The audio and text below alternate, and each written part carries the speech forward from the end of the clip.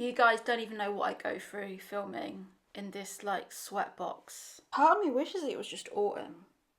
It's just so hot filming videos. Hi everyone, welcome back to my channel. I know that this video is going to get ratioed out of existence, but I'm just going to make it anyway because I don't really care about the algorithm anymore. So if you're new, hi, but we need to talk about friends with benefits. I honestly never, ever, ever thought I would get to this space in my life. I was always someone that wanted monogamy, I wanted marriage, etc.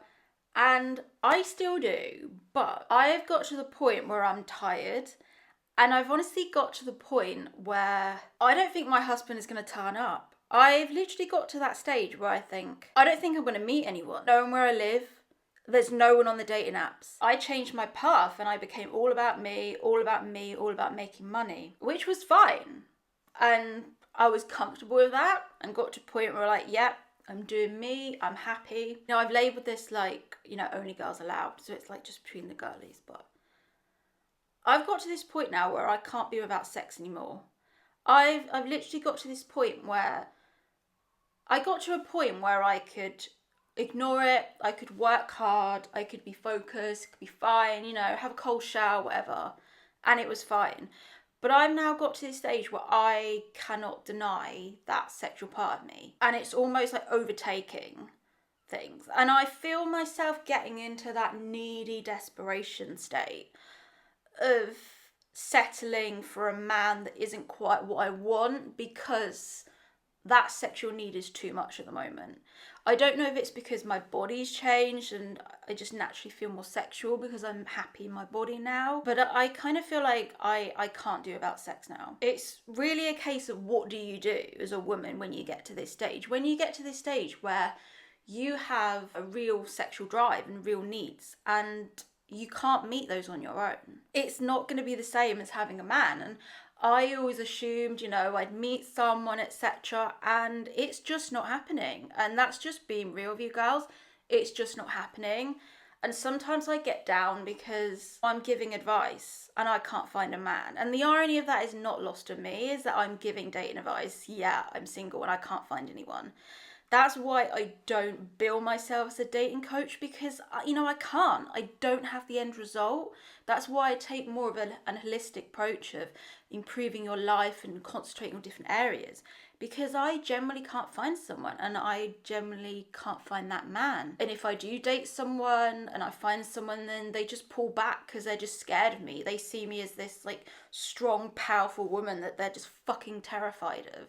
So I'm in this situation where I have sexual needs and they're not being met. And I literally sat down with myself the other day and was like, you need a friends with benefits. Because ultimately, if that sexual side of you is not fulfilled by a man on your own terms, you will fall into a relationship with just anyone. You will just fall into a trap of just being with someone just to be sexual. But ultimately fall into a relationship with someone that's bad for you because you want that sexual need and that sexual stimulus so much, you will go with the wrong man. And I think this is where I feel myself, and I feel myself getting into this like desperate energy, which is such the wrong energy to get into, because when you fall into like the desperate energy, you fall for the men that aren't good for you because you're sitting in that desperate energy. And I've been sitting with myself really and think, what do I need to do? Getting real with you? Do I just need to just buy a load more toys or something? I really don't know. It's getting to the stage where I feel like I probably need a friends with benefits. And I feel like I've been celibate for too long and I'm just preoccupied with sex now. And it's such a shame because I obviously really want to find someone, and for whatever reason it's just not happening. The area that I live in, there's like, I'm not even exaggerating, there is literally no one where I live. When I swipe, there's like literally no one. And the men that live further out, they're not going to travel an hour to see me when they can just watch porn or meet a girl that's near them to have sex with. They're not going to travel for an hour. I honestly never thought I'd get to this stage where I'd even consider it. I always consider myself a feminist that would never stand for this. And to be honest, part of me always looked down on girls that had friends with benefits because I saw them as women that were giving in too easily and letting men see them as disposable. And I think a bit of me probably did look down on them, which is wrong, but it's the society we live in that still shames sexual women. And even, I know this will get shit comments from men, because men are terrified of a sexually liberated woman. I think it's largely projection because they're not having sex themselves. So the thought of a woman having sex and having fun, they become keyboard warriors and it all becomes about meh, meh, meh. Have you noticed this really weird thing?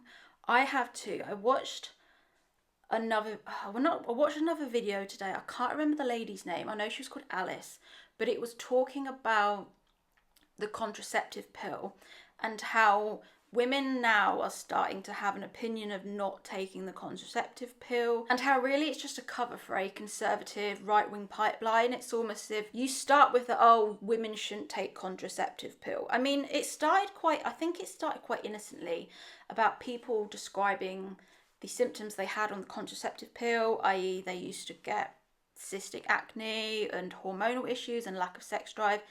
And it started off with women expressing themselves and talking about that, which was absolutely fine. Then it was just taken on by these right-wing commentators that literally saw it as a way of controlling women's body and body autonomy.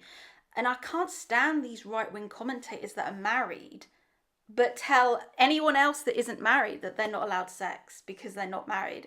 They sit on their high horse and it's like, well, I can have sex because I'm married, but you're not married, so you're not allowed to have sex.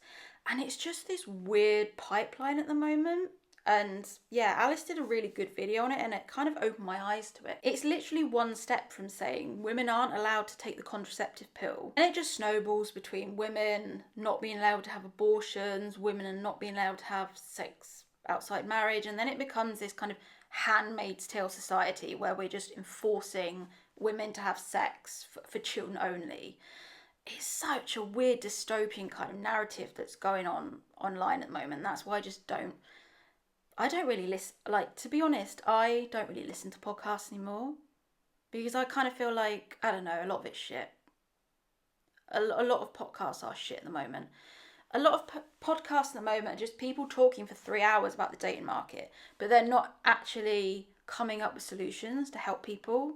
It's literally just people soundboarding off each other and pretending that they're important and pretending that they have opinions that are great. Whereas I actually make videos to help people and the algorithm just ignores me, but that's just another topic for another day. So I never thought I would be in this situation where I was realistically be considering a friends with benefits. Then I thought, how do I actually find a friends with benefits? Because I have to think about my own safety. I have to think about the possibility that, yeah, I possibly could get pregnant. There's always going to be a possibility of getting pregnant if you have a friends with benefits. And there's obviously the risk of STIs and that. So it's not like a decision that I haven't thought about. But it's something that I think when you have sex, there's always going to be some kind of risk. There isn't any sex that isn't risk-free on some level. I've put some feelers out around some friends, but they are a bit hesitant. And I think it's probably because I do this as a living. People don't want to be story time number 25. But the honest answer is I don't talk about sex. What have I talked about?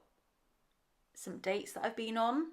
People really don't know me a lot and they don't know where I live. And I've literally just shown you my house at Christmas and that's it. I think that's probably putting men off, is they probably think, oh, I'm going to be the next story time. But I honestly only talk about people that aren't important to me. I only talk about people that I go on one date with and never see them again.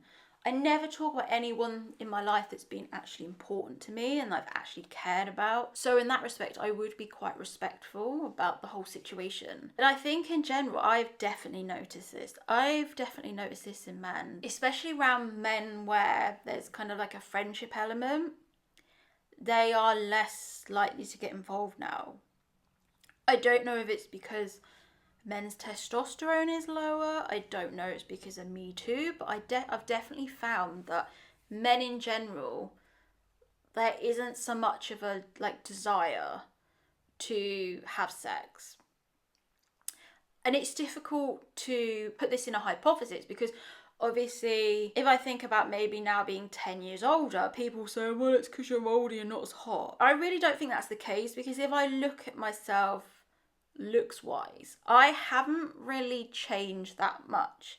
I mean, my weight has fluctuated up and down. There's been times where I've been bigger, there's time where I've been smaller, but just in general, men are more reticent to enter into friends with benefits, kind of sexual situations like this, because there's more for them to lose. And I think also as well, men do catch feelings. It's not really talked about online, but if you're having sex with a man, he's probably going to get feelings too. I think men can have a one night stand and just be like, nah, and move on. But I think if men do sleep with you regularly, they will develop feelings for you. It drives me nuts how, like, there's so much online about how the sexes are different, but I don't think we're that different. I think we're pretty similar. I think if you put the sexes together, we're pretty similar.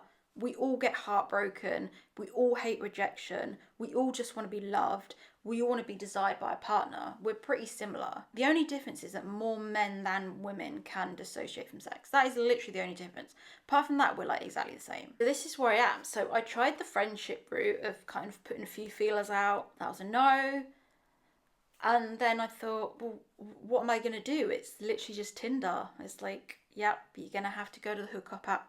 Shock. You're going to have to go to the hookup app and try and find someone. The thing is with me, I'm always attracted by someone's energy. This is why if I look at the people I've dated in the past, they haven't necessarily been like the hottest people in the world, but they've always had something about them.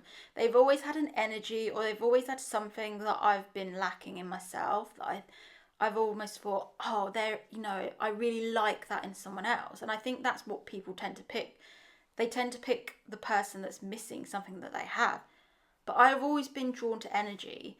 And this is why I struggle with dating apps, because I can't get a feel for someone's energy. I can't get a feel for if someone is like a douche just by looking at a couple of pictures.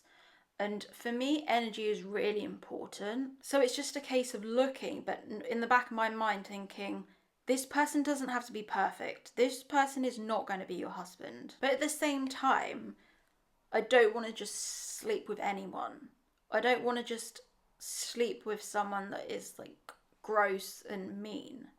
So even me saying this, I'm like, have I just literally talked myself out of it? I don't know. But it is difficult, because if you go out there looking for a husband, people smell that a mile off, and it just, no matter what people say, it puts men off. If they know that you want commitment, it puts men off. It's weird. As women, we have to play this game. We have to play this game where we have to go out dating and be like, oh yeah, I'm the cool girl. Like, I don't want a relationship. So that men won't run away.